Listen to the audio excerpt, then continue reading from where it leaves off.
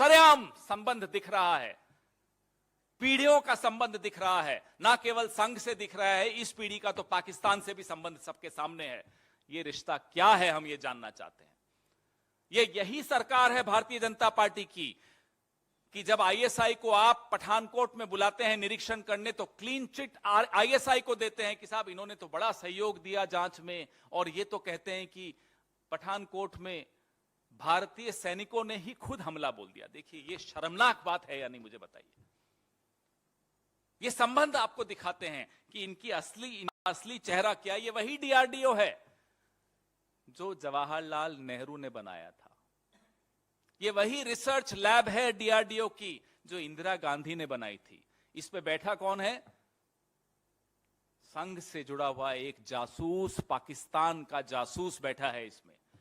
शर्म आनी चाहिए उन लोगों को जो नेहरू जी के नाम पर इस तरह की बातें करते हैं सुबह से शाम तक सोशल मीडिया पर, या इंदिरा जी के नाम को बदनाम करने की कोशिश करते हैं। देखिए फर्क, वो पीढ़ी हमारी पार्टी के उन नेताओं की पीढ़ी जिन्होंने डीआरडीओ बनाया, और इनके संघ के वो लोग, चौथी पीढ़ी के लोग जो डीआरडीओ में रहकर आस्तीन के सांप बनकर पाकिस्तान के साथ एक जुगलबंदी गा रहे हैं।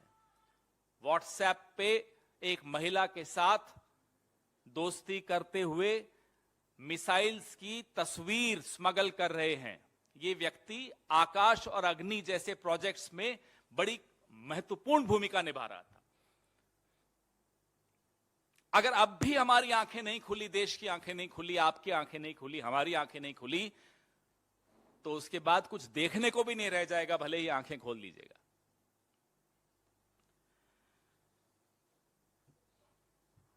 अब प्रधानमंत्री जवाब देंगे या नहीं देंगे, हम यह जानना चाहते हैं। हो सकता है प्रधानमंत्री कहें कि देखिए साहब, मैंने डेटा इतना सस्ता कर दिया कि पाकिस्तान तक को डेटा जा रहा है, मुफ्त में जा रहा है, सिर्फ दोस्ती में चला जाता है। एक महिला से दोस्ती हो गई, डेटा चला गया पाकिस्तान। कितना सस्ता हो गया डेटा मोदी जी के राज में। हो सकता है वो श्रेय ले लें, मजाक की बात नहीं है, ये उनकी स्टाइल है, हर चीज में श्रेय लेते हैं। तो इसमें श्रेय कौन लेगा? कुछ लोग हमें बताते हैं जो संघ से भी जुड़े हुए हैं कि आपस में भी कुछ खींचातानी चल रही है प्रधानमंत्री कार्यालय की और राष्ट्रीय स्वयंसेवक संघ की। कभी शेरपुरिया पकड़ा गया, कभी किरण पटेल पकड़ा गया, तो अब प्रधानमंत्री जी की तरफ से उनके कार्यालय की तरफ से भी शायद कोई दांव चला जा रहा है कि ये लो अब हमने एक संघी भी पकड़ के दिखा दिया। क्या चल रहा है इस देश में, हम ये जानना चाहते हैं।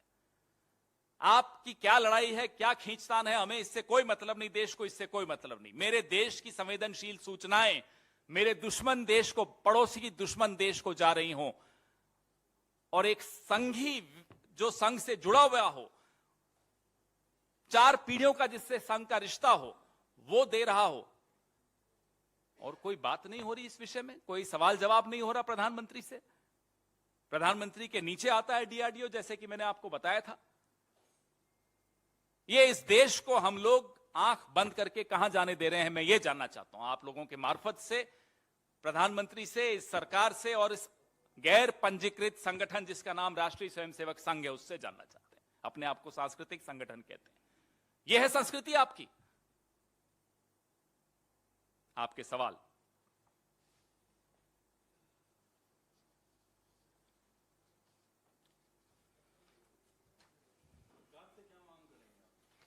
प्रधानमंत्री जवाब दें, हम सिर्फ अब जवाब मांग रहे हैं। हम जवाब इसलिए मांग रहे हैं कि एक पैटर्न है, लगातार हो रहा है। ध्रुव सक्सेना के वक्त भी कोई जवाब नहीं आए थे। यशवंत शिंदे जो अंदर से संघ का प्रचारक होकर संघ के विषय में इतनी विस्फोटक जानकारी देश के सामने उसने साझा की, कोर्ट में हलफनामा देकर साझा की, कोई जवाब नहीं आता। और अब ये डीआरडीओ का डायरेक्टर, ये वैज्ञानिक, 4 पीढ़ियों से संघ से जिसका रिश्ता हो, जो संस्कार भारती का संगठन मंत्री रहा हुआ हो, वो सरेआम पकड़ा जाता है पाकिस्तान को संवेदनशील जानकारी देते हुए। डीआरडीओ प्रधानमंत्री के मातहत आता है। प्रधानमंत्री जवाब दें कि ये चल क्या रहा है उनकी शासनकाल में, ये हो क्या रहा है। हम सिर्फ और सिर्फ प्रधानमंत्री से अब जवाब मांगते हैं।